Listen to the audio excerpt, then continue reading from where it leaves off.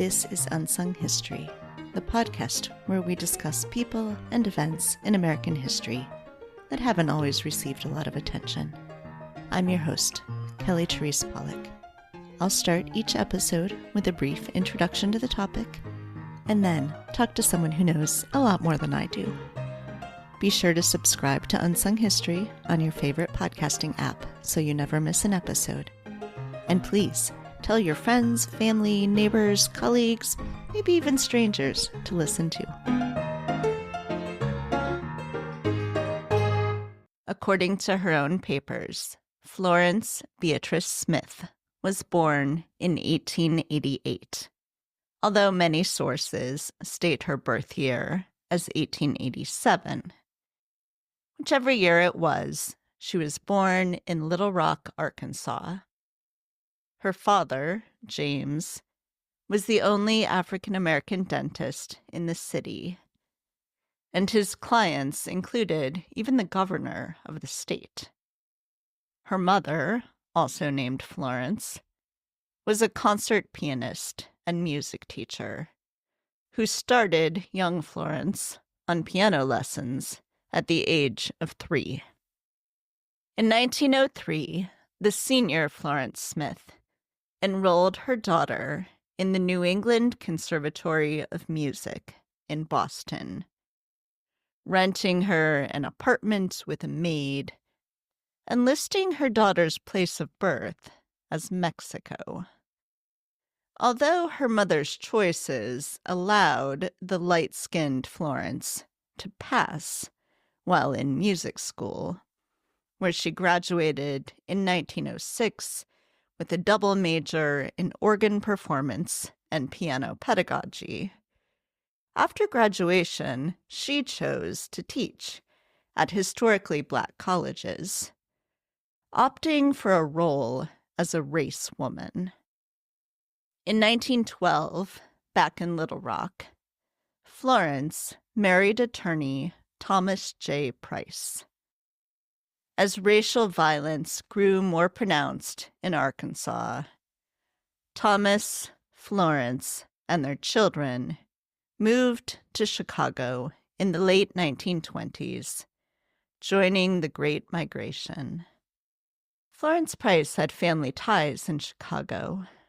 Her maternal aunt, Olive, and uncle-in-law, prominent attorney John Gray Lucas, had already migrated to Chicago, and she'd been on long visits to them before. In Chicago, Price became part of a Black Renaissance. Nora Holt, the first African-American to earn a master's degree in music in 1918, with a master's thesis titled Rhapsody on Negro Themes, was the first music critic of the Chicago Defender, the first Black newspaper with a circulation over 100,000. In her columns, Holt wrote about the Black classical music scene, and in 1919 she founded the National Association of Negro Musicians at her brownstone at 4405 South Prairie Avenue on the city's south side. The organization, which still exists today, describes itself as, quote, "this country's oldest organization dedicated to the preservation, encouragement, and advocacy of all genres of the music of Black Americans," unquote. Price joined this exciting scene, studying composition and orchestration at various schools in the city, including the Chicago Musical College. In 1928, she published 4 piano pieces. 2 years later, at the 12th Annual Convention of the National Association of Negro Musicians, pianist and composer Margaret Bonds performed Price's Fantasie Negra No. 1, which was well received. When Price divorced in 1931, she briefly moved in with Estella Bonds, a church musician and member of the National Association of Negro Musicians. Estella Bonds was also the mother of Margaret Bonds, whom Price was teaching. To make ends meet, Price also played organ for silent film screenings. In 1932, the Rodman Wanamaker Music Contest issued a call for compositions by African American composers. Price, who was recovering from a broken foot at the time, composed her first full symphony in E minor, for which she won first prize and $500. Bonds, for her part, at just 19 years old, won first prize in the song category with a piece called Sea Ghosts. Maud Roberts George, who succeeded Nora Holt at the Chicago Defender and was later one of the presidents of the National Association of Negro Musicians, was quick to highlight these achievements in her columns. She also wrote about Bonds' recitals at Northwestern University, where Bonds earned a Bachelor of Music in 1933 and a Master of Music in 1934, with degrees in piano and composition.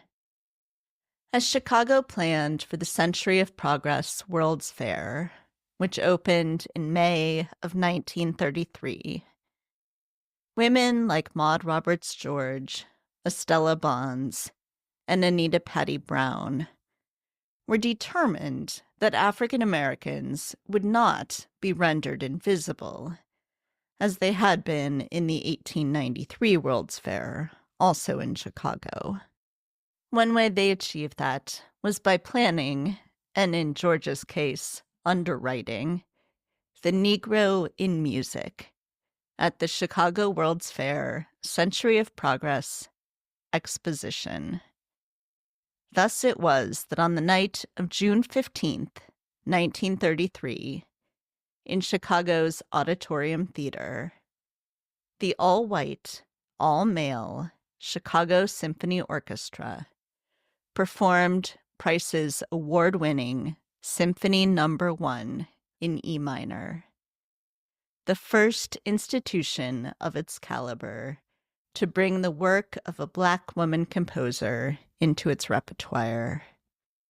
The evening, which also included Negro spirituals, 2 pieces by Black British composer Samuel Coleridge Taylor, and a performance by Margaret Bonds, was sponsored by Maud Roberts George, then president of the Chicago Music Association, a member organization of the Chicago Friends of Music. She paid $250 for the event to occur. Of Price's symphony, Eugene Stinson in the Chicago Daily News wrote, quote, "It is worthy of a place in the regular symphonic repertoire," unquote. Price wrote 3 more symphonies, 4 concertos, and many more orchestral, choral, chamber, and solo works. During her lifetime, her pieces were performed by the Women's Symphony Orchestra of Chicago and the Works Progress Administration Orchestra of Detroit. On June 3rd, 1953, Florence Price died of a stroke in Chicago at the age of 66. She is buried in Lincoln Cemetery in Blue Island, Illinois. Sadly, after her death, her compositions were largely neglected, and some pieces were lost. In 2009, a couple who were preparing to renovate a previously abandoned home in St. Anne, Illinois, found a collection of Price's manuscripts, papers, and previously unpublished compositions. It turns out that the house had once been her summer home. That discovery and the acquisition by music publisher G. Schirmer of her complete catalog have led to something of a well-deserved Florence Price renaissance in symphonic performance in recent years. Joining me now to discuss Florence Price, Margaret Bonds, Nora Holt, Maud Roberts George, and the Chicago Black classical music scene of the early 20th century is musicologist and concert pianist Dr. Samantha Ega, Senior Research Fellow at the University of Southampton and author of Southside Impresarios: How Race Women Transformed Chicago's Classical Music Scene.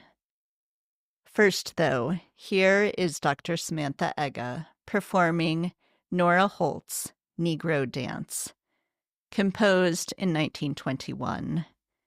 This is Holt's only surviving piece for solo piano.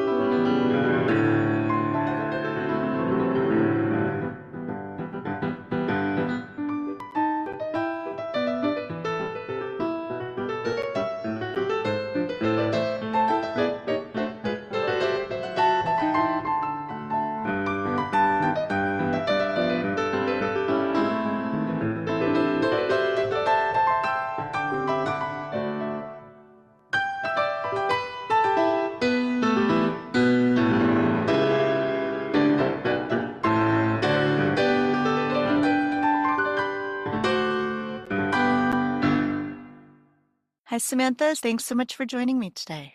Thank you for this invitation. Yes, I am just thrilled to be speaking to you about these women.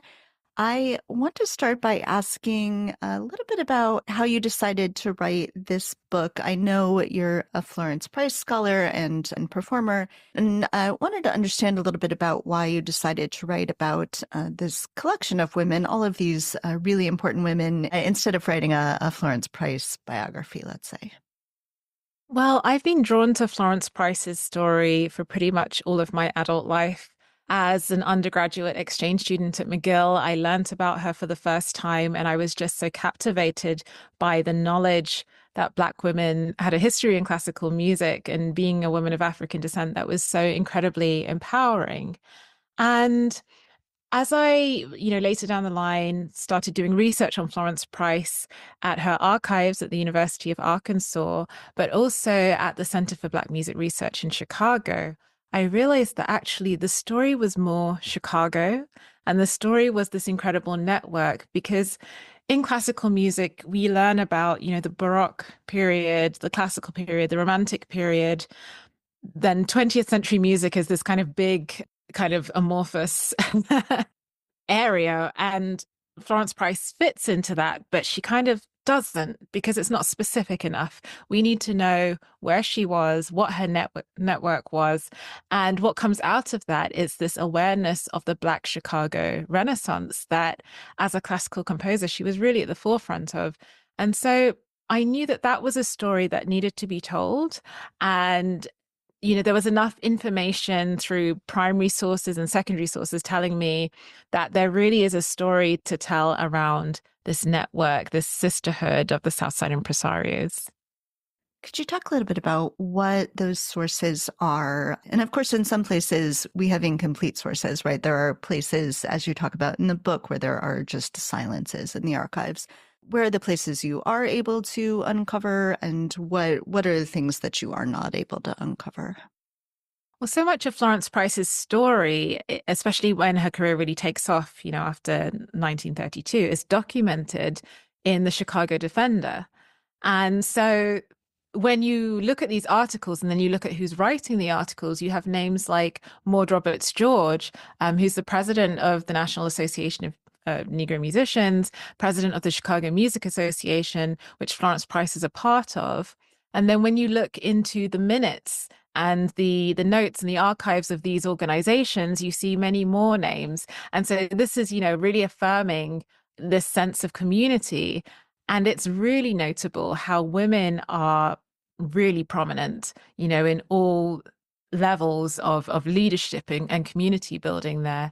And so those are the kinds of primary sources that really fueled this investigation. But then there are the secondary sources of the late musicologist Raylinda Brown, whose Florence Price biography was published, unfortunately, after Dr. Brown's passing. There's also the research of the late Helen Walker Hill. And so these musicologists are doing so much, or were doing so much of the foundational work to let us know that Florence Price even existed. And so for me, I really saw my work as sort of the sequel to their efforts. We know that Florence Price existed. What more is there to the story? You mentioned that this is really a Chicago story, which is exciting to me as a Chicagoan. Could you talk a little bit about that, the centrality of Chicago itself? It's a character in and of itself in this story that you're telling. Yes, I mean, I'm aware of the fact that, as you can hear, I'm not from Chicago, I'm not from the United States. And so I'm very aware of my outsider position. But in a way that mirrors Florence Price's outsider position. She found such incredible opportunities in this city. And as someone, myself, I have lived in Singapore, I have lived in Kuwait, I've lived in Canada. And so I know what it means to reinvent yourself in a new location. So I could definitely relate to that. And I think what is striking as well is Chicago's very segregated geography, because that's a kind of dynamic that we tend to associate more with the South, and especially what Florence Price was leaving as a native of Little Rock, Arkansas. So she goes from one relatively, segregated geography to another, which actually seems more heightened in its segregation. And then there's the question of, well, what happens when she arrives? And what's really interesting is when you compare Chicago's Renaissance to the Harlem Renaissance, the fact that Chicago has this concentrated segregation produces a sense of self-reliance in the Black population that is very different to the Harlem Renaissance, where you have a lot more sort of white patronage and more sort of interracial dynamics, whether in the form of exploitation or, genuine collaboration, but there's just a different kind of makeup there.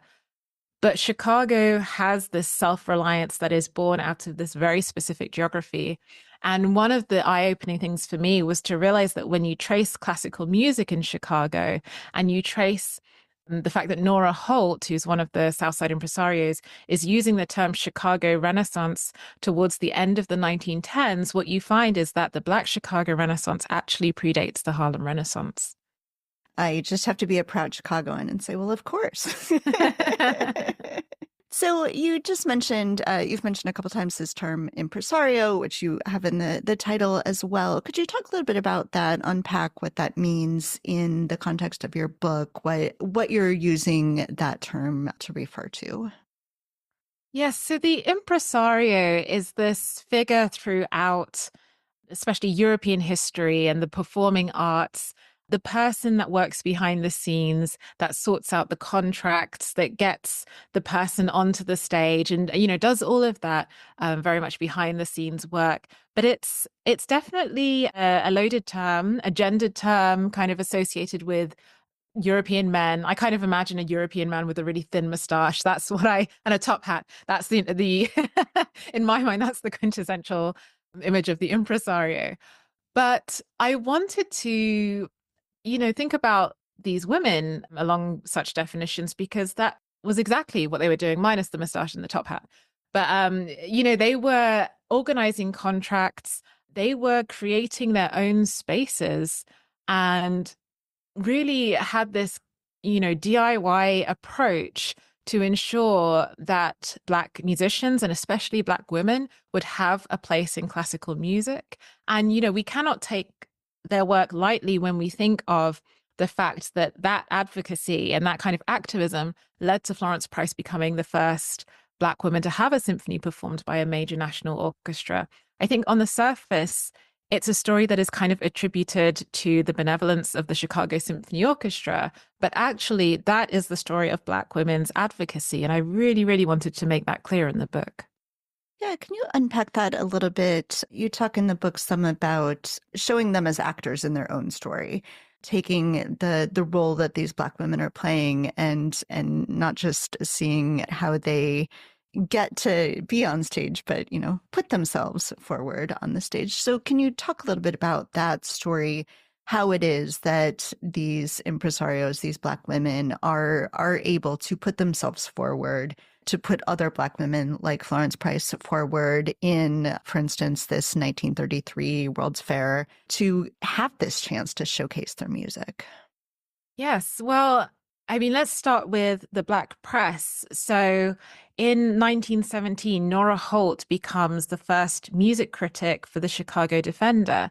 And what's really significant is that she is writing about classical music, because I'm sure we're well aware that Chicago has this history of blues and jazz and all of these genres that are far more mainstream. So it's really significant that she chooses to write about Black classical musicians, because what she can then do in these news columns is basically, be a hype woman, let people know these are the names that you need to be looking out for. So she's documenting, and, she creates this legacy really of documenting Black classical achievement in the press, which, hasn't necessarily been done to that extent before. The Chicago Defender is at this time, the widest read Black periodical in the whole of the United States. So she is literally putting Black classical Chicago on the map through this work, so that by the time Florence Price arrives in Chicago, that kind of groundwork for documenting, chronicling, celebrating Black classical achievement is already in place. On top of that, in 1918, Nora Holt begins to explore ideas for a national music association for Black classical musicians, which then becomes founded in 1919 as the National Association of Negro Musicians. And so instead of having, these small pockets of Black classical activity, there's now this consolidation of efforts. People know who's who. They know who the top violinists are, who the accompanists are, who the journalists and the critics are. So there's, this growing network. And then on top of that, there's the church as yes, as a place of worship, but also as a venue, as a training ground, so that when you've got these new musicians emerging, they are able to practice and hone their skills within the church, hone their skills within the community, so that the leap from doing that to the auditorium theater is not such a huge one. So it's all about, this groundwork that has been laid, so that when you sort of trace it through that trajectory, that Florence Price could achieve what she did doesn't seem so out of the blue, because decades, even stretching back to the late 19th century, Black women in particular were always looking for ways to share their talents. And they knew that this could not be, a solitary endeavor. Community was so important. And so I answer in that way just to show that the depth of work that was behind Florence Price's achievements. Margaret Bonds is another person that I talk about as well. So it gives you an idea of just exactly, the rich activity that's going on behind the scenes. Yeah, and it may be obvious, but perhaps we should pull this out a little bit, that people like Nora Holt and Maud George, that these are society women, right? That they are, of course, wealthy or well-to-do women, and even the women who themselves are the performers, people like Florence Price, they're coming from at least a comfortable background. And so you talk about this in the book as well, that of course these are people with, certainly they're facing all sorts of challenges. They're facing racism, they're facing lots of problems, but they do have some advantages that other Black musicians or potential musicians may not have had. I wonder if you could tease that out a little bit, all the potential classical musicians, classical composers who could have been, what else we may be missing in the annals of history because of people who just were, forced to make ends meet. I absolutely wanted to approach this with a specific understanding of who these women were, because I think that to suggest that, Florence Price, was kind of any other Black woman is to sort of misrepresent the nuances, is to misrepresent circumstances of class, circumstances of colorism and access, and what it means to be the descendant of several generations of free men and women. And so I wanted to get into the messiness of that. And so I do acknowledge these women as the term that I use is a historical term called race women.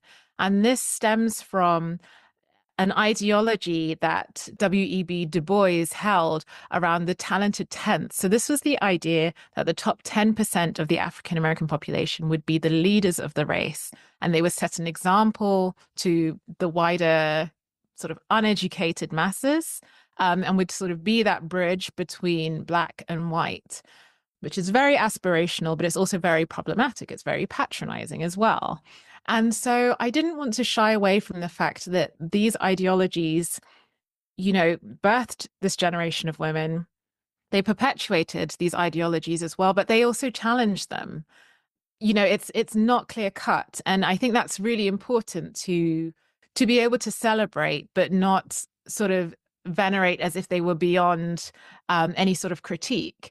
Because Florence Price, had she been born in, where I'm from in the UK, it's unlikely that she would have been recognized as a woman of African descent because we have a different kind of racial language. And again, I think being an outsider to the US as a non-American made me think about, I guess, the way that race changes. It can change depending on the geography that you're in.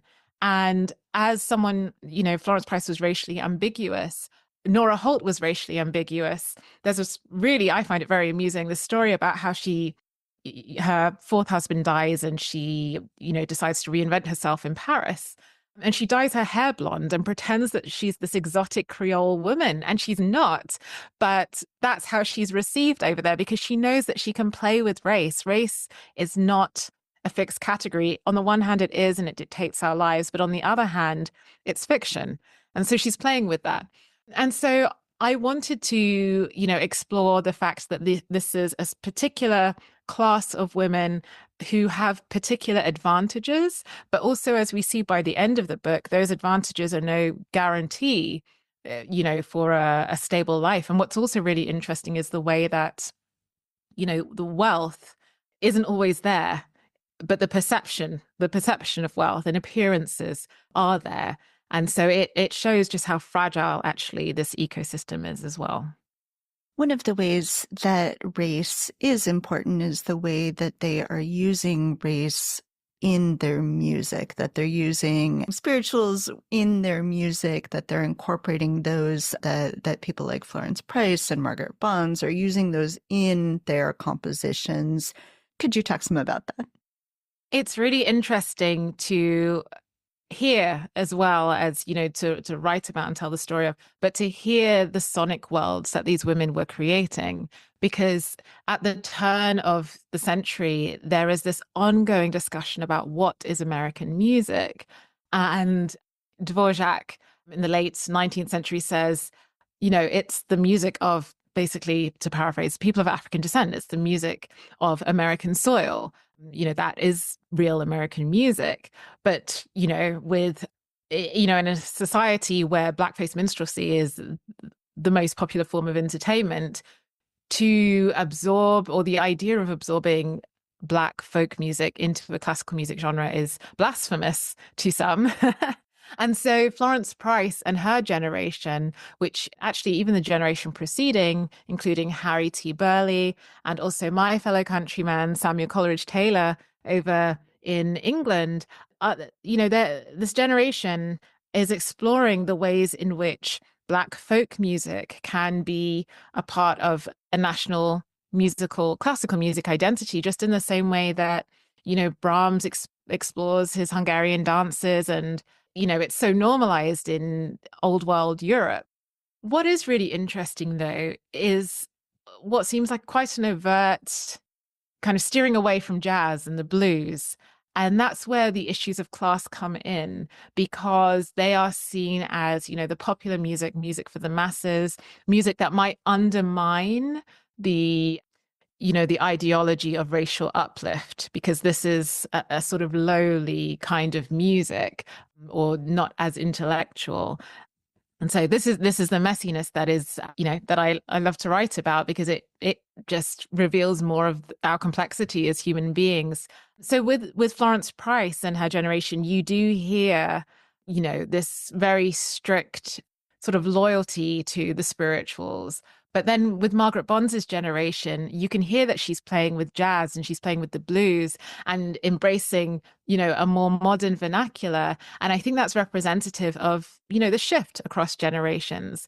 Margaret Bonds said, when I was studying, Florence Price said, you can't write orchestral music. And Margaret Bonds then proceeded to do that and prove her wrong. And, that kind of represents something that's very familiar to us, where the next generation will take things further and kind of prove the prior generation wrong, So there is a shift that happens. And I think that's also part of the shift towards, what we know as the civil rights movement, where there is a sort of new lease of energy into the ongoing activism. So you, of course, don't just study these musicians, especially Florence Price, but you play them as well. I wonder if you could talk a little bit about what it means, what you get out of this music as a performer, how that helps inform your writing about these pieces, what that interplay looks like for you. When I'm playing the music of Florence Price or Nora Holt or Helen Hagen or Margaret Bonds, what I'm absorbing is a part of their language and a part of who they were that will never come to me through print. It will never come to me through reading their interviews or what someone else has written about their life. I hear them in such a different way, and it becomes a conversation as well, because I'm thinking, as I'm reading the handwritten manuscripts, did they mean that harmony? Did they mean this? Or, oh, that's really unexpected. Where is that going? And they tell me as we work together through the experience of learning the music and preparing it for performance. And I know that in the book I don't elaborate too much on the performance side, but it creates a sense of intimacy, which I think does come through in the book, because I have the experience of, sometimes I play this music in places where these women were. So I can give you the example of Helen Hagen's piano concerto, which I recorded on my third album, Black Renaissance Woman. And Helen Hagen was the first Black woman to graduate from the Yale School of Music, and she wrote this piece as a student there. And after my recording came out, a few months later, I received an email from the Yale School of Music asking if I wanted to play her piano concerto. And I found myself sitting on the very same stage that Helen Hagen had sat on and performed in that space. And it was exactly 110 years after she did that.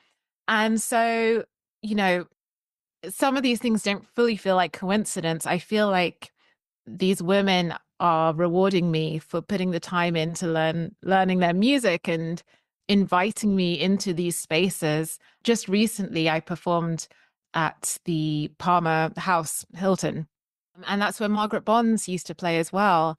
And at one point, I was playing the voice of Margaret Bonds in that space, and it's just something about performance unlocks something that is kind of difficult to intellectualize. And I think that's a good thing because I don't think we need to intellectualize everything. I think we can just feel and experience and just be grateful for the fact that these women were alive and have they bring me into their lives, and it's very exciting.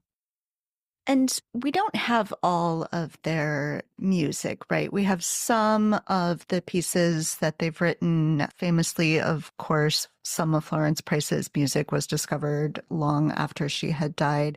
Could you talk about that? And I think that speaks some to sort of the people determining who is important and who's not, and whose work gets saved and whose doesn't. Yes. I mean, there's this sense in which, people say, if these composers were good, we would have heard about them. Well, if you are a woman of African descent, coming of age during Jim Crow segregation, it's going to be very difficult for your records to be preserved. And it's not just that as well. There's a whole infrastructure that allows for us to know about the composers from the past. And that infrastructure involves money and it involves institutions. And we know that those things, have a bias towards uplifting white male creatives.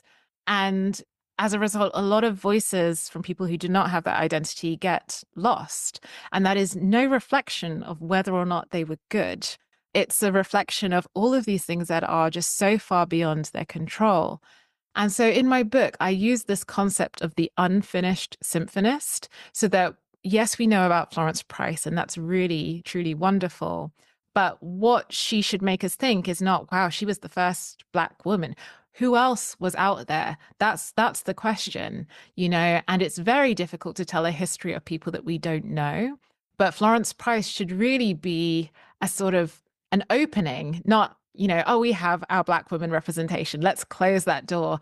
Actually, there's so much possibility. And I think as historians, we should spend more time with that, the possibility, and be imaginative, because Florence Price was the first to achieve that level of prestige. But there's no way we can possibly believe she was the first Black woman to write a symphony or to be capable of writing one. So you end your book in a slightly unusual format. It's an open letter to Mrs. Maud Roberts George. I wonder if you could talk a little bit about why you chose that format, what you were hoping to do with that, and sort of reflect on the writing of that. The conclusion was an experiment because, well, conclusions are quite hard to write because that's the realization that, oh, this book is done. And so, knowing that there was a very difficult aspect of Maud Roberts George's story that I wanted to address, as an experiment, I just decided that I would write it to her because it was such a sensitive issue that having the sort of objective academic voice, the distance, felt like not a comfortable decision. And I guess on a personal level, I thought, I'm not sure that I would want someone to treat a sensitive aspect of my life story in such a cold kind of way. And I think as well, because it's quite different from the tone of the rest of the book, which I think has a lot of warmth because of the stories of sisterhood. So there is a shift of tone. And I think it, as I was experimenting, it required a shift of voice. So I wrote the conclusion as an open letter, in the second person, talking to Maud Roberts George directly. And then once I'd done that, at one point I changed it to that more sort of objective voice. And it just didn't make sense to me. And I realized this is the way to end this book. And so I can imagine, some academics might think that's not how you end an academic book. That's not how you write. But, these women, I think, deserved something different. I think the ending deserved and required a different kind of storytelling. So this is an incredible book, and I want to encourage listeners to read it. Can you please tell them how they can get a copy? Thank you. So the book is called Southside Impresarios: How Race Women Transformed Chicago's Classical Music Scene. You can get this book from the University of Illinois Press on their website. And if you go to my website, which is www.samanthaege, spelled ege.com, and you click on books, you can find a discount code for 30%. Can you also tell people about your other works? You, as I mentioned, are also a performer. So can you tell people how they can listen to your performances and perhaps get your albums? All of my albums are available on Spotify, Apple, Amazon, wherever it is that you listen to and stream music. And you can buy the physical albums if you like from the website Lorelt, LORELT.co.uk, which is the label on which I have recorded many of these albums. And there are sleeve notes as well. So if you would like more information, you can get the CD. And also, I have a very active YouTube channel with various music videos of music by Florence Price, Margaret Bonds, Betty Jackson King, all of the women that I mentioned in my book, and also a new piece that I've had commissioned specially for my book called Bravura by Camilla Cortina Bello. Samantha, thank you so much for speaking with me today. I have had the pleasure of hearing the Chicago Symphony Orchestra perform Florence Price, and I am just delighted to have been able to learn more about her and all of the other incredible women you write about. And it was just a pleasure speaking with you. Thank you. It was really great to talk about this book, and I thank you for your questions and your, really engaged understanding of what I was trying to do with this book.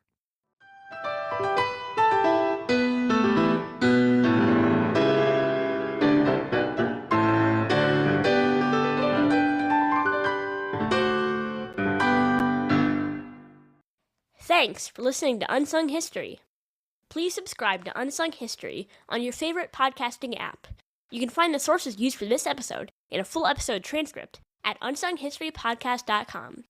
To the best of our knowledge, all audio and images used by Unsung History are in the public domain or are used with permission. You can find us on Twitter or Instagram at unsung__history or on Facebook at Unsung History Podcast. To contact us with questions, corrections, praise, or episode suggestions, please email kelly@unsunghistorypodcast.com. If you enjoyed this podcast, please rate, review, and tell everyone you know. Bye!